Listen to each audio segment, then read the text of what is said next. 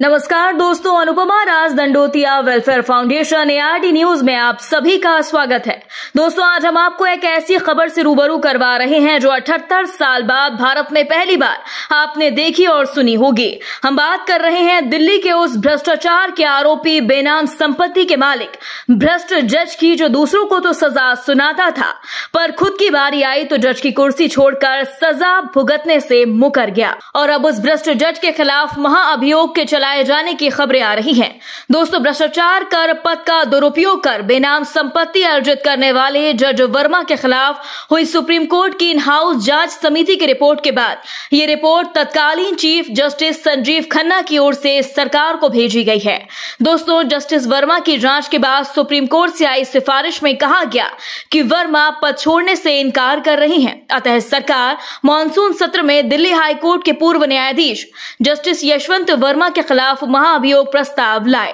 दोस्तों, आपको बता दें, दिल्ली हाईकोर्ट के विवादित जज यशवंत वर्मा के घर करोड़ों अरबों रुपए से भरा कमरा जलते हुए पाया गया था, जिसके बाद जस्टिस वर्मा को इलाहाबाद उच्च न्यायालय ट्रांसफर कर दिया गया और इलाहाबाद में भी जज का विरोध हुआ। आज भी जस्टिस वर्मा इलाहाबाद में ही कार्यरत है। अब उनको जेल भेजे जाने की तैयारियां की जा रही हैं और जस्टिस वर्मा के खिलाफ कार्रवाई के लिए सरकार सभी दलों के बीच सहमति बनाने की कोशिश करेगी। आपको बता दें, न्यायालय और न्याय की गरिमा को धूमिल करने वाले जज यशवंत वर्मा के खिलाफ सरकार चाहती है कि महाअभियोग के लिए राजनीतिक सहमति बन जाए और इसके लिए संसदीय कार्य मंत्री किरण रिजिजू सहमति बनाने की जिम्मेदारी संभाल रही हैं। दोस्तों, उनका कहना है कि राजनीतिक मामला नहीं है, ऐसे में किसी भी तरह के मतभेद की जरूरत नहीं है।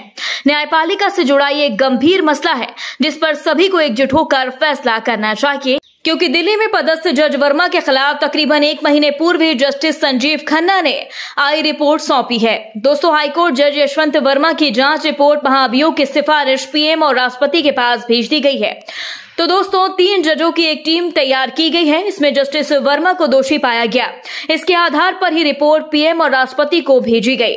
रिपोर्ट में कहा गया कि 14 मार्च को जस्टिस वर्मा के सरकारी आवास में आग लग गई थी। इस दौरान बड़े पैमाने पर नोट पाए गए थे और कुछ जल भी गए। कैश का इतना बड़ा भंडार मिलने पर सवाल उठ रहे थे, तो फिर चीफ जस्टिस ने उनके खिलाफ जांच करवाई और वर्मा इन सब के बावजूद कहते रहे ना तो जले हुए नोट उनके हैं और ना ही उन्हें इसकी कोई खबर है। इसके बाद जस्टिस वर्मा का ट्रांसफर इलाहाबाद हाईकोर्ट कर दिया गया। दोस्तों, इस पूरे मामले को लेकर गृह मंत्री अमित शाह और कानून मंत्री अर्जुन राम मेघवाल ने पीएम नरेंद्र मोदी से आज मंगलवार को मुलाकात की। इस मीटिंग में तय हुआ कि आखिर कैसे महाअभियोग की प्रक्रिया शुरू की जाए। इसके अलावा उपराष्ट्रपति जगदीप धनखड़ ने भी भाजपा अध्यक्ष JP नड्डा और अमित शाह से मुलाकात की थी। इन बैठकों के बाद ही रिजिजू ने विपक्ष के नेताओं से बातचीत की। दरअसल राज्यसभा और लोकसभा में NDA का बहुमत है, लेकिन सरकार चाहती है कि इस मामले में सर्वसम्मति से ही फैसला किया जाए, ताकि हाईकोर्ट का जज रिश्वतखोरी से पहले 100 बार सोचे। दोस्तों, इस पूरी खबर पर आप अपनी राय जरूर दें। यदि आपने अभी तक हमारे चैनल को सब्सक्राइब नहीं किया तो प्लीज बेल आइकन दबाकर अभी हमारे चैनल को सब्सक्राइब करें। देश विदेश की तमाम ताजा अपडेट्स के साथ हम आपके बीच एक बार फिर हाजिर होंगे। तब तक के लिए नमस्कार, जय हिंद।